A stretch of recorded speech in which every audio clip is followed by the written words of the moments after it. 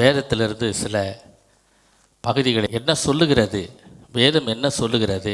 சங்கீதம் 31:1 வசனம். கர்த்தாவே, உம்மை நம்பி இருக்கிறேன், நான் ஒரு காலம் வெட்கமடையாதபடி செய்யும், உமது நீதி நிமித்தம் என்னை விடுவியும். இதில் ஒரு வார்த்தை மாத்திரம் உங்களோடு கூட பகிர்ந்து கொள்ள நான் விரும்புகிறேன். அந்த வார்த்தையை சுற்றிலும் தான் அந்த 1வது வசனம் அமைந்திருக்கிறது. அதில் குறிப்பாக நம்பி இருக்கிறேன், விட்டுவிடு அல்லது நம்பிக்கையோடு இரு. இதுதான் இன்று நாளினுடைய தலைப்பு. ஒரு பத்திரிகை கட்டுரையில் 3வது முறையாக சூசன் மார்ட் என்று சொல்லக்கூடிய ஒரு சகோதரி தனியாக விமானம் ஓட்டி சென்ற அனுபவத்தை எழுதியிருக்கிறாங்களாம்.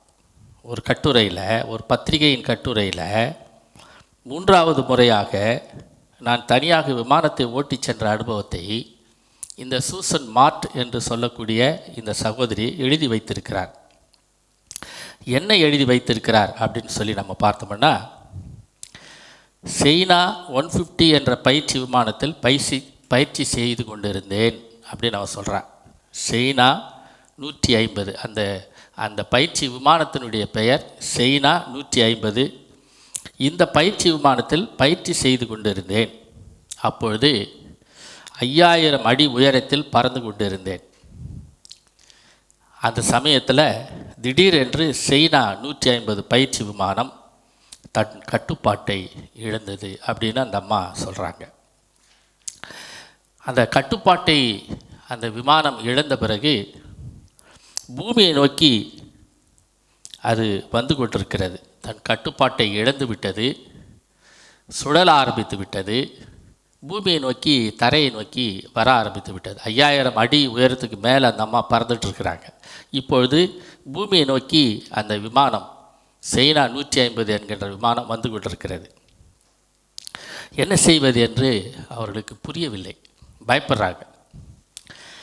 அப்பொழுது பயிற்சியாளர் அவர் சொன்ன வார்த்தைகளை எல்லாம் நினைவு கூர்ந்து பார்க்கிறார்கள்.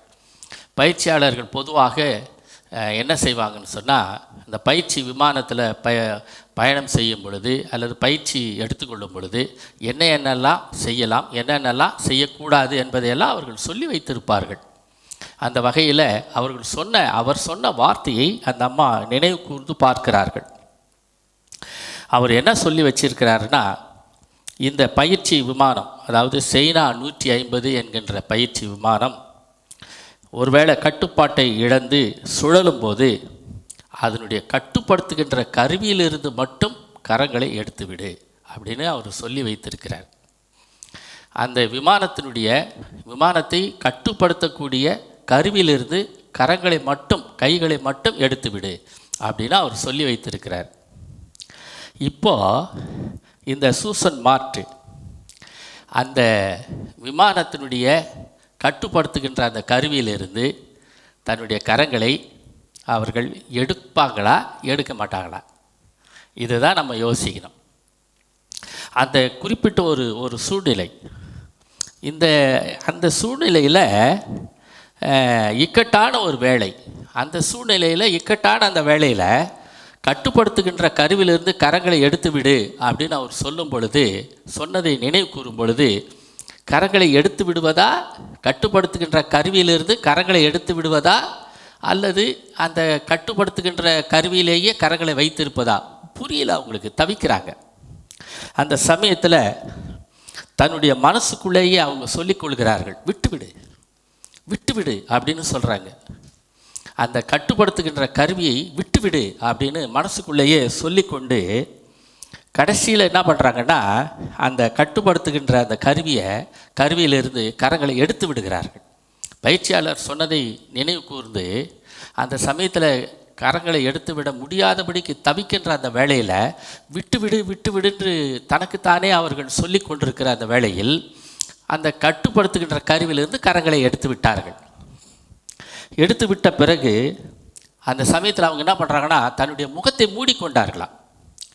தன்னுடைய முகத்தை மூடிக்கொண்டு இந்த விமானம் என்னதான் செய்ய போகிறது, பூமியை நோக்கி வேற வந்து கொண்டிருக்கிறது, விழுந்து விடும் போல் இருக்கிறது அப்படின்னு சொல்லி அவர்கள் நினைத்து கொண்டே இருக்கிறார்கள். அந்த சமயத்தில் அந்த அந்த விமானம் என்ன செய்கிறதுனா, சைனா 150 என்கின்ற விமானம் என்ன செய்யுது, பறக்கின்ற அந்த விமானம் என்ன செய்கிறது, பயிற்சி விமானம் மறுபடியும் தன்னுடைய பழைய நிலைக்கு அது திரும்ப வந்து சீராக பறக்க தொடங்கியது அப்படின்னு சொல்கிறாங்க.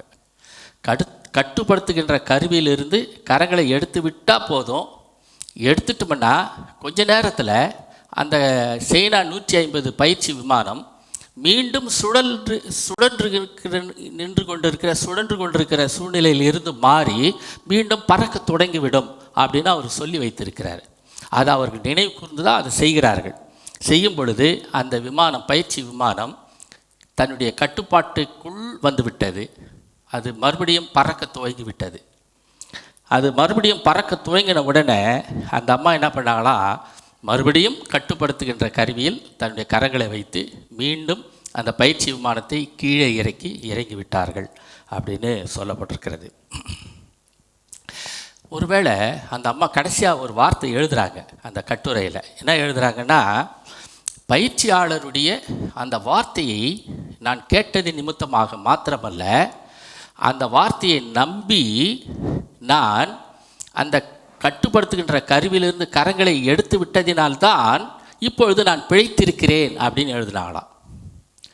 ஒருவேளை நம்மளுடைய வாழ்க்கையில் இப்படிப்பட்ட சூழ்நிலைகள், நம்மளுடைய வாழ்க்கையில் இக்கட்டான சூழ்நிலைகள் பல நேரங்களில் ஏற்படுகிறது.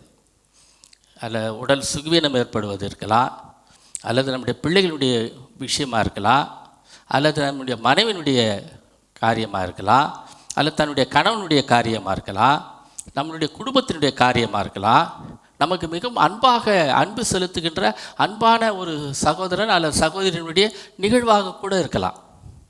அந்த கட்டாயமான இக்கட்டான அந்த வேலைகளின் மீது கடவுள் மேலே நம்பிக்கை வைப்பது என்பது முடியுமா அப்படின்னு சொல்லி நம்ம பார்த்தோம்னா, அது முடியாது என்கின்ற பதில் தான் நமக்கு கொடுக்கிறது.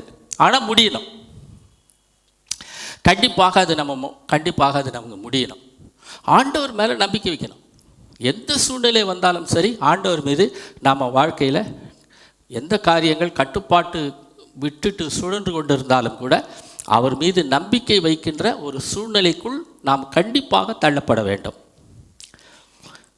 இந்த வேளைகளில் பொதுவாக நாம் என்ன பண்ணுறோன்னா, 4 காரியங்களை உங்களோடு கூட நான் சொல்லி முடிக்கலான்னு சொல்லி நான் நினைக்கிறேன். 1, பயப்படுறோம், ரொம்ப பயப்படுறோம். 2வது, அவர் சொல்லியிருக்கிற வாக்குத்தத்தங்களை குறித்து சந்தேகப்படுறோம். 2 காரியம். 1 பயப்படுறோம், இன்னொன்று பார்த்திங்கன்னா அவர் சொல்லியிருக்கிற வாக்குத்தத்தங்களை குறித்து சந்தேகப்படுறோம். 3வது என்னன்னா, அவருடைய போதனைகளை புறக்கணிச்சிடுறோம். அவர் என்ன சொல்லி கொடுத்துருக்கிறாரோ அதை புறக்கணிச்சிடுறோம். அந்த அம்மா பார்த்தீங்கன்னா, சூசன் மார்ட் அவருடைய பயிற்சியாளர் சொன்ன அந்த வார்த்தையை நம்பி அந்த கட்டுப்படுத்துகின்ற கருவிலிருந்து கரங்களை எடுத்து விட்ட பிறகு மீண்டும் அது பறக்க துவங்கினது அப்படின்னு சொல்லி நம்ம பார்க்குறோம்ல. நம்பினாங்கல்ல, பயிற்சியாளருடைய வார்த்தையை நம்பினார்கள் இல்லை. அதை போலவே நம்மளுடைய வாழ்க்கையில் இக்கட்டான ஒரு சூழ்நிலைகள் ஏற்படுகின்ற பொழுது கர்த்தர் மீது நம்பிக்கை வைக்கணும் அப்படின்னு சொல்லப்பட்டிருக்கிறது. பயப்படாத, அவருடைய வாக்குத்தத்தங்களை குறித்து சந்தேகப்படாத, அவருடைய போதனைகளை புறக்கணிக்காத, அவர் என்ன சொல்லி கொடுத்துருக்கிறாரோ அந்த போதனைகளை புறக்கணிக்காத. 4வது ஒரு காரியம் என்னன்னா, அவர் இல்லாமல் சில முடிவுகளை நீயே எடுத்துக்காத. இப்போ பயிற்சியாளர் சொல்லியிருக்கிறாரு, ஒருவேளை இந்த அம்மா அந்த கட்டுப்படுத்துகின்ற கருவிலிருந்து கரங்களை எடுக்காமல் அவர் சொன்ன வார்த்தைகளை கீழ்ப்படியாமல் அதை எதனா நோண்டிக்கிட்டே இருந்தாங்கன்னு வச்சிங்களேன், கண்டிப்பாக தரையை நோக்கி அது வந்து விழுந்திருக்கும். அந்த அம்மா நம்பினதுனால தான் அந்த அந்த பயிற்சி விமானம் பறக்க துவங்கியது அப்படின்னு சொல்லி நம்ம பார்க்குறோம். 1, 4 தகவல்கள் நான் உங்களுக்கு சொன்னேன். 1, நம்ம பயப்படுறோம். இந்த கர்த்தரின் மீது இக்கட்டான சூழ்நிலைகளில் நம்பிக்கை வைக்க முடியாதபடிக்கு ஒரு 4 காரியங்கள் நான் சொன்னேன். 1, பயப்படுறோம். இது நிச்சயமாக நம்மளுடைய வாழ்க்கையில் கண்டிப்பாக ஏற்படுகிறது. நம்மளுடைய உடல் சுகவீனம் ஏற்பட்டாலும் சரி, நம்முடைய பிள்ளைகளுடைய வாழ்க்கையில் ஏற்படுகின்ற நன்மை தீமைகளாக இருந்தாலும் சரி, கணவன் மனைவி 2 பேருடைய வாழ்க்கையில் ஏற்படுகின்ற பிரச்சனைகளாக இருந்தாலும் சரி, நாம் மிகவும் அன்போடு கூட நேசிக்கின்ற மற்ற மக்களுடைய பிரச்சனைகளாக இருந்தாலும் சரி, அந்த பிரச்சனைகளுக்கு தீர்வு காணுகின்ற அந்த நேரத்தில் கர்த்தரின் மீது முதல்ல நம்பிக்கை வைக்கணும் அப்படின்னு சொல்லி அந்த வார்த்தை நமக்கு சொல்லப்பட்டாலும் கூட நாம் பயப்படுறோம். ஒருவேளை இப்படி நடந்துருமோ, ஒருவேளை அப்படி நடந்துருமோ என்று சொல்லி நம்ம நினைக்கிறோம். இங்கே 1 சாமுவேல் 17ஆம் அதிகாரம் 11வது வசனத்தில் நீங்கள் பார்த்தீங்கன்னு சொன்னால், 1 சாமுவேல் 17ஆம் அதிகாரம் 11வது வசனம். அந்த இடத்துல கோலியாத் முன்னால் நின்றுக்கிட்டு இருக்கிறான். இந்த பக்கம் வரிசையாக எல்லாரும் இஸ்ரவேல் படைகள் நிற்குது. சவுல் தலைமையில் அந்த படைகள் எல்லாம் நின்று கொண்டிருக்கிறது. எதிர்த்தாப்பில் பெலிஸ்திய படைகளும் நின்று கொண்டிருக்கிறது. 2 பேரும் இப்போ சண்டை போட போகிறாங்க. அதுக்கு முன்னால் கோலியாத் என்ற ஒரு ராட்சசன் அவன் நின்றுக்கிட்டு கிட்டத்தட்ட 6 அடிக்கு மேலே உயரம் இருக்கிறான். 6 முழம் ஒரு சாணம் அப்படின்னு சொல்லப்பட்டிருக்கிறது பைபிளில். அவன் என்ன சொல்கிறான், உங்களில் யாருன்னா ஒருத்தவாடா என்கிட்ட சண்டை போடுறான், மொத்த பேரும் அடிச்சிக்க வேணாம்ப்பா அப்படின்னு சொல்கிறான். நம்ம யாராவது ஒருத்தவா சண்டை போடு என்கிட்ட, நீ ஜெயிச்சிட்டின்னா நாங்கள் எல்லாரும் உனக்கு அடிமை, நான் ஜெயிச்சிட்டேன்னு நீங்கள் எல்லாரும் எனக்கு அடிமை அப்படின்னு அவன் சொல்லிக்கிட்டு இருக்கிறான்.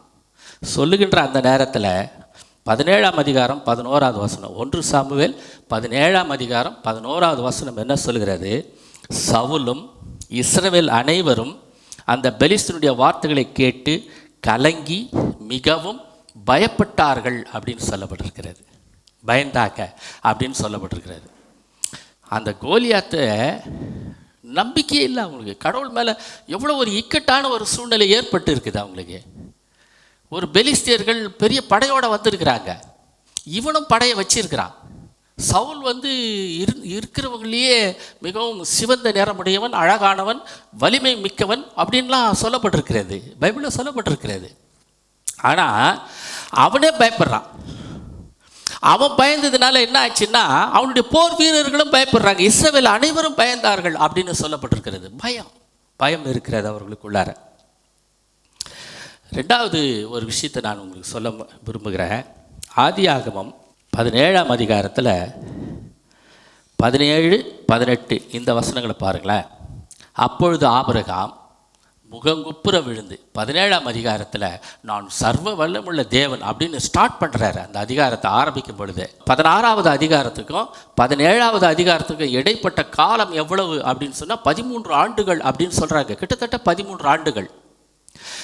கர்த்தர் ஆபிரகாம் கிட்ட பேசவே இல்லையா. இருண்ட காலம் அப்படின்னு கூட சொல்லலாம். ஆபிரகாமுடைய காலம் இருண்ட காலம் அப்படின்னு கூட சொல்லலாம். கர்த்தர் அவனோடு கூட பேசவே இல்லை. ஆனால் இப்பொழுது பேசுகிறார். பேசும்பொழுது என்ன சொல்கிறார், நான் சர்வ வல்லமுள்ள தேவன், என்னிடத்தில் உத்தமமாய் நடந்துக்கிடா அப்படின்னு சொல்கிறார் ஆபிரகாமுக்கு. ஆனால் அதே ஆபிரகாம் 17வது வசனத்தில் பார்த்தீங்கன்னா முகங்குப்புற விழுந்து நகைக்கிறான். நகைச்சு என்ன சொல்கிறான், 100 வயதானவனுக்கு பிள்ளை பிறக்குமோ, 90 வயதான சாராள் பிள்ளை பெறுவாளோ என்று தன் இருதயத்திலே சொல்லிக்கொண்டு இஸ்மவேல் உமக்கு முன்பாக பிழைப்பாராக அப்படின்னு சொல்கிறார். அவருடைய வாக்கு தத்தங்கள் என்ன சொல்லியிருக்குதுன்னா, நான் உனக்கு இந்த இனங்களெல்லாம் பேரெல்லாத்தையும் சொல்லி அந்த கானான் தேசத்தில் இருக்கிற அந்த இனங்களுடைய பேரெல்லாம் சொல்லி அந்த தேசம் முழுத்தையும் நான் உனக்கு கொடுப்பேன். அந்த இடத்துல உன் சந்ததி எல்லாருக்கும் பகிர்ந்து கொடுக்கறதுக்கு ஒரு ஆளை நான் நியமித்து வச்சிருக்கிறேன். அதெல்லாம் பகிர்ந்து கொடுப்பான். அந்த பகிர்ந்து கொடுத்த பிறகு அந்த பகுதிகளில் அவர்கள் முதலாவது என்ன பண்ணுவாங்கன்னு சொன்னால் அந்த இடத்துல தான் பயிர் செய்வார்கள். இது வரைக்கும் நாடோடிகளாக வாழ்ந்திருந்த மக்கள் நீங்கள் இப்பொழுது பயிர் செய்து அந்த இடத்துல வாழ ஆரம்பித்து விடுவீர்கள் அப்படின்னு சொல்கிறாங்க. ஆபிரகாமுக்கு ஆண்டவர் சொல்லி கொடுக்குறாரு. ஆனால் அவருடைய வாக்கு தத்தங்களை குறித்து சந்தேகப்படுறான், நகைக்கிறான். ஆபிரகாம் நகைக்கிறதை பார்க்கிறோம்.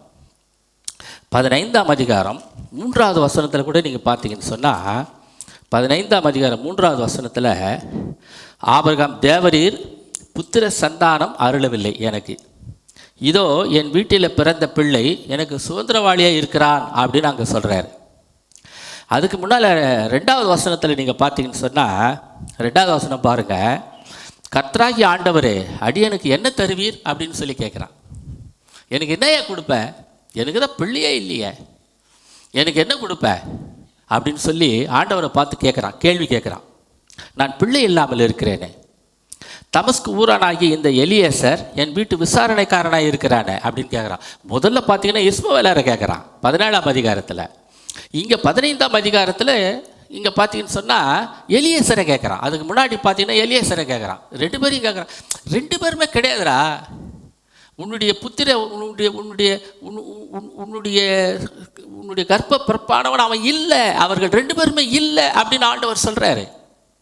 நான் உங்களுடைய சந்ததியை கானான் தேசத்திற்குள் கொண்டு போவேன், அங்கே பகிர்ந்து கொடுப்பேன், அவர்கள் அங்கே வாழ்வார்கள், அங்கே வியாபாரம் பண்ணுவாங்க, அந்த இடத்துல பயிர் செய்வார்கள், பயிர் செய்து அந்த பயிர் செய்வதன் நிமித்தமாக கிடைக்கின்ற பொருட்களை அவர்கள் உண்பார்கள் அப்படின்லாம் சொல்கிறார் அவர். அப்படியெல்லாம் சொன்னவொடனே வாடுறா, வானத்தை பாடுறா, கடற்கரை மணலை பாடுறா அப்படின்லாம் சொல்லிக்கிட்டே வர்றாரு. இந்த ஜனங்களெல்லாம் என்னுடைய மக்கள்ரா இவங்கள்லாம் அப்படின்னு ஆண்டவர் சொல்கிறார். ஆனால் அவன் சந்தேகிக்கிறான்.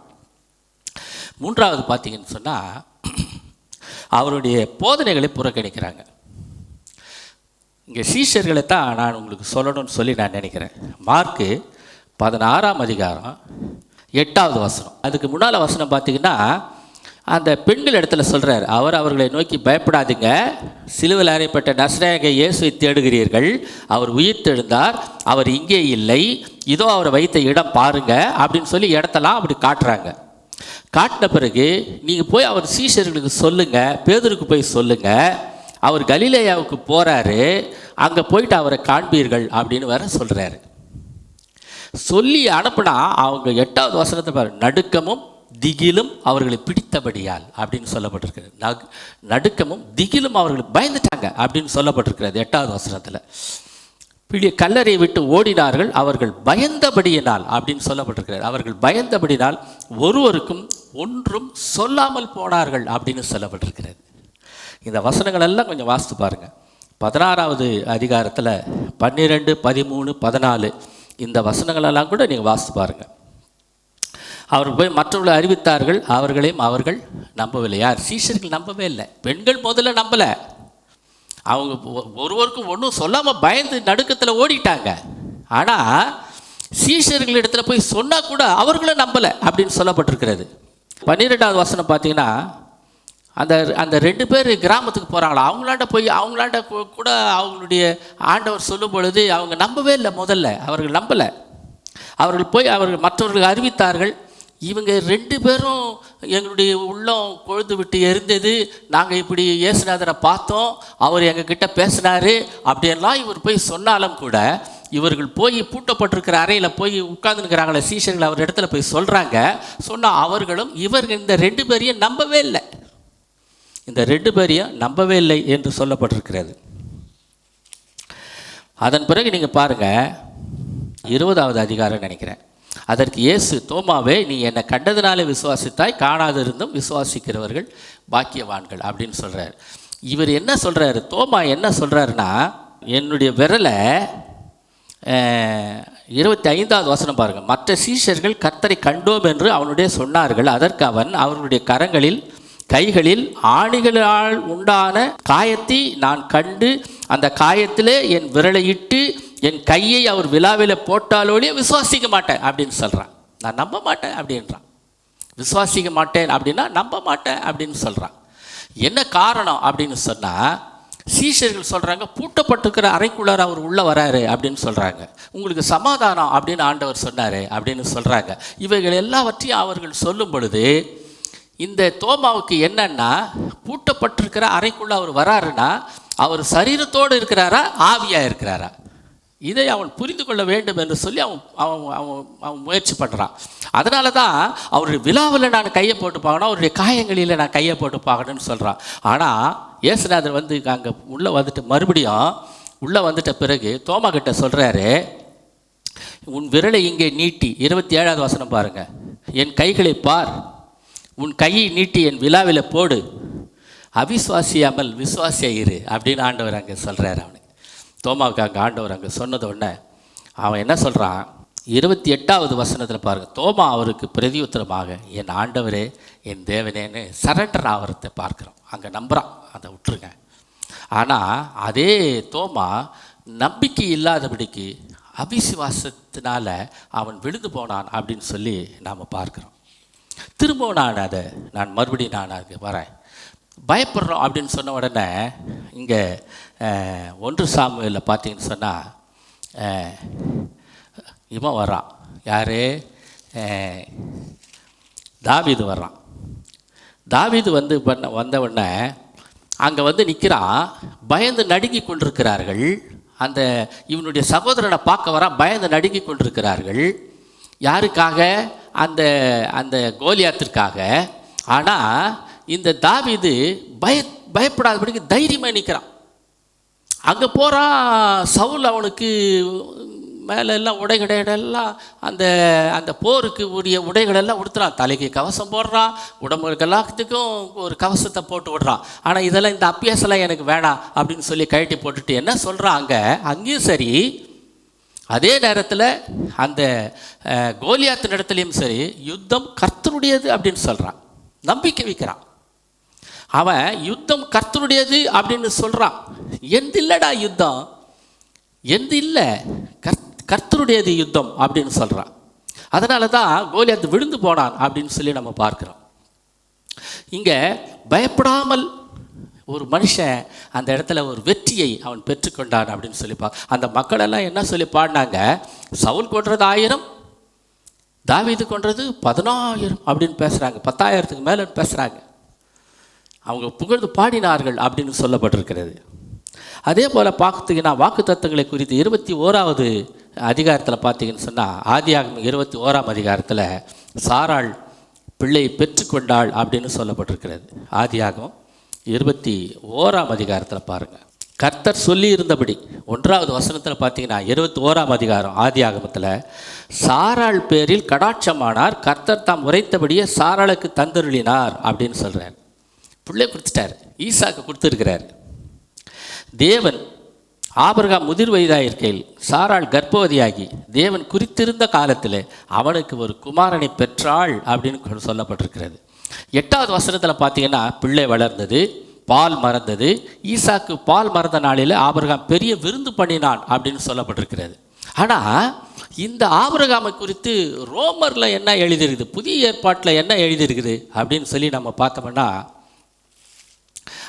அவன் விசுவாசி 4ஆம் அதிகாரத்தில் நினைக்கிறேன். ரோமர் 4ஆம் அதிகாரத்தில் பார்த்தீங்கன்னு சொன்னால், தேவனுடைய வாக்குத்தத்தத்தை குறித்து அவன் அவிசுவாசமாய் சந்தேகப்படவே இல்லை அப்படின்னு சொல்லப்பட்டிருக்கிறது. எப்பொழுது அப்படின்னு சொன்னால், உன்னுடைய பிள்ளையை கொண்டு போயிட்டு பலியிடு அப்படின்னு அங்கே ஆண்டவர் சொல்கிறாரு. உன்னுடைய பிள்ளையை கொண்டு போயிட்டு அங்கே பலியிடு. எப்படி பலியிட சொல்கிறாரு?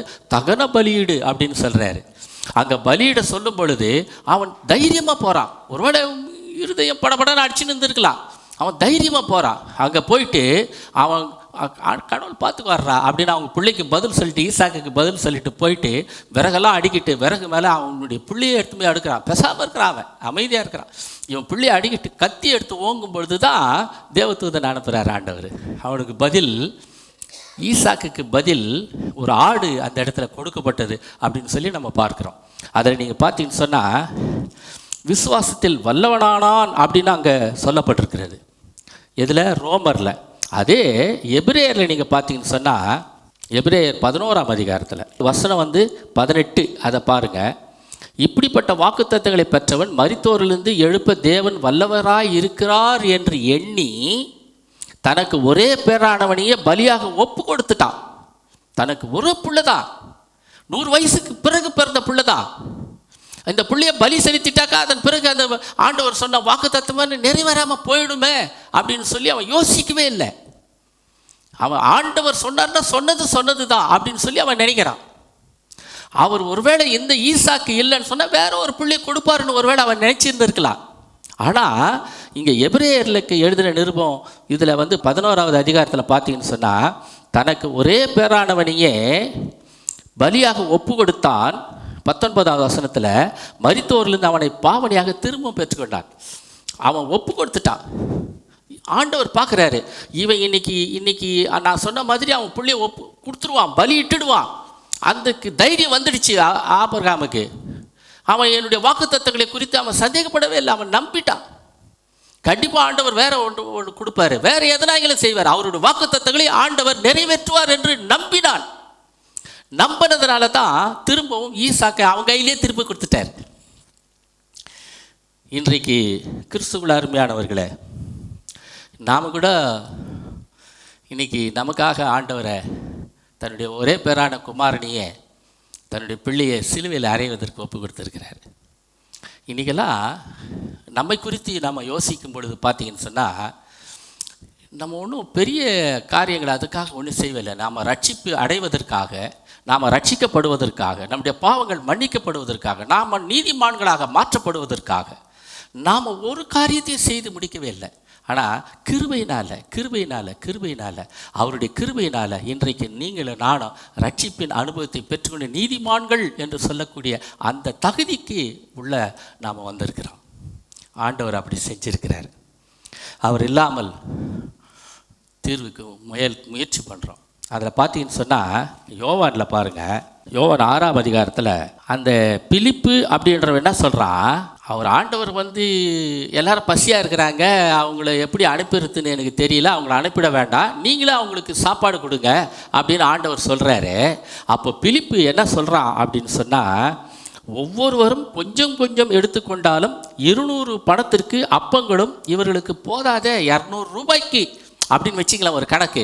அந்த 200 ரூபாய்க்கு மேலே கொண்டு ஆகுமே, அந்த அளவுக்கு வாங்கிட்டு வந்தால் கூட பத்தாதே இவர்களுக்கு, அவ்வளோ பேர் இருக்கிறாங்களே, கிட்டத்தட்ட புருஷர்கள் மட்டும் 5000 பேர் அப்படின்னு சொல்லப்பட்டிருக்கிறது. இவ்வளோ பேர் இருக்காங்களே, அவங்களுக்கு எப்படி சாப்பாடு வாங்கிட்டு வந்து கொடுக்குறது அப்படின்னு பிலிப்பு சொல்கிறான். அதன் பிறகு நீங்கள் பார்த்தீங்கன்னு சொன்னால், அந்திரேயா என்ன சொல்கிறான் பாருங்கள். இங்கே ஒரு பையன் இருக்கிறான், அவன் கையில் 5 வார்கோதுமை அப்பங்களும் 2 மீன்களும் உண்டு, ஆனாலும் அவைகள் இத்தனை ஜனங்களுக்கு எம்மாத்திரம் அப்படின்னு அவன் சொல்கிறான். ஆனால் ஆண்டவர் என்ன சொல்கிறார் தெரியுமா, அவங்கள பந்தி இருக்க வைய, எல்லாத்தையும் எடுத்து ஆசீர்வதித்து அவங்க கையிலேயே கொடுத்து அவங்கக்கிட்டே கொடுக்குறாரு, சீஷர்கள் கையிலே கொடுக்குறாரு. நீயே பகிர்ந்து கொடு, நீ தானே அவங்களுக்கு சாப்பாடு கொடுன்னு சொல்லியிருக்கிறேன், நீயே கொடு அப்படின்னு சொல்லி ஆண்டவர் அவங்க கையிலே கொடுத்துட்டு அதை கொடுக்க சொல்கிறாரு. கொடுத்துட்ட பிறகு எல்லாருக்கும் பகிர்ந்து கொடுக்கிறார்கள். எல்லாம் திருப்தியாக சாப்பிட்டு முடித்த பிறகு 12 கூடைகள் நிறைய எடுத்தார்கள் என்று சொல்லப்பட்டிருக்கிறது. அவர் இல்லாமல் தீர்வுக்கு முயற்சி செய்தால் அப்படி தான், எம்மாத்திரம் அப்படின்னு தான் நம்ம சொல்லிக்கிட்டு இருப்போம். ஆனால் நம்பிக்கை அவர் மீது நாம் வைக்கும் பொழுது ஆண்டவர் மிகப்பெரிய காரியங்களை நம்முடைய வாழ்க்கையில் செய்வதற்கு அவர் வல்லமை உள்ளவராக இருக்கிறார். நீங்கள் பார்த்தீங்கன்னு சொன்னால், யோசேப்பு சகோதரர்களால் கைவிடப்பட்ட பொழுது அப்போ கூட அவன் ஆண்டவரை வச்சு நம்பிக்கையை விடவே இல்லை. அந்த பழத்தில் போட்டு அது இயேசும இடத்துல அதை விற்கும் பொழுதும் சரி, போர்த்திபார்கிட்ட வித்துட்ட பிறகும் சரி, அவன் அதனுடைய ஆண்டவர் மேலே வச்ச நம்பிக்கையை விடவே இல்லை. அதன் பிறகு நீங்கள் பார்த்தீங்கன்னு சொன்னால், போர்த்திபாரே சிறைச்சாலையில் தள்ளும் பொழுது நம்பிக்கை விடலை. அவன் அப்படியே இருக்கிறான். அவன் நிமித்தமாகத்தான் அந்த சிறைச்சாலைக்காரன் ஆசீர்வதிக்கப்பட்டான் என்று சொல்லப்பட்டிருக்கிறது. போர்த்திபார் கூட அவன் நிமித்தமாகத்தான் ஆசீர்வதிக்கப்பட்டான் என்று சொல்லப்பட்டிருக்கிறது. ஆனால் அவனே சிறையில் அடங்குறான். ஆனால் அடைச்சாலும் பரவாயில்லை அப்படின்னு சொல்லி நம்பிக்கை ஆண்டவர் மேலே வைக்கிற நம்பிக்கையை மட்டும் யோசேப்பு விட்டுடவே இல்லை. அதன் பிறகு சிறையில் பானபாத்திரக்காரன் மூலமாக உதவி கிடைக்கல. ஆனாலும் அவன் ஆண்டவர் மீது வைத்த நம்பிக்கையை ஒருபோதும் அவன் விட்டுவிடவே இல்லை. அந்த நம்பிக்கையில் அவன் கடைசி வரைக்கும் இருந்தது நிமித்தமாகத்தான் ஆண்டவர் அவன் ராஜாவுக்கு கனவை கொடுத்து, அந்த கனவுக்கு இவன் யோசேப்பு பதில் கொடுக்க, அதன் பிறகு யாரையாகிலும் ஒருத்தரை நியமிங்கன்னு அவன் சொல்ல, உன்னை தவிர வேற யாரா இருக்கிறான் அப்படின்னு சொல்ல, எவ்வளோ காரியங்கள் நடந்திருக்கிறது. கிறிஸ்துவுக்குள் அருமையானவர்களே, ஆண்டவர் மீது நம்பிக்கை வைக்க நாம் முயற்சி செய்வோம். எப்படிப்பட்ட இக்கட்டான சூழ்நிலைகள் ஏற்பட்டாலும் சரி, எப்படிப்பட்ட பாடுகள் நமக்கு வந்தாலும் சரி, ஒருவேளை நம்மளுடைய பிள்ளைகளுடைய வாழ்க்கையில் பாடுகள் வருதா, நமக்கு நோய் வருதா, இல்லை நமக்கு அன்பானவர்கள் மீது அதிக கரிசனையோடு கூட நம்ம ஜெபிக்கிறோமா, நம்பிக்கையோடு ஜெபம் பண்ணுங்க. நம்பிக்கையோட சாட்சி சொல்கிறீங்களா, நம்பிக்கையோடு சொல்லுங்கள். ஆண்டவர் கண்டிப்பாக உங்களுக்கு ஒரு விடுதலை, கண்டிப்பாக ஒரு பெரிய விடுதலையை ஆண்டவர் தருவார் என்று சொல்லி நம்பி, ஆண்டவர் மீது நம்பி விசுவாசத்தை ஆண்டவர் மேலே வையுங்க. அப்படி வைக்கும் பொழுது ஆண்டவர் கண்டிப்பாக உங்களுக்கு ஒரு பெரிய விடுதலையை ஆண்டவர் கட்டளையிடுவார்.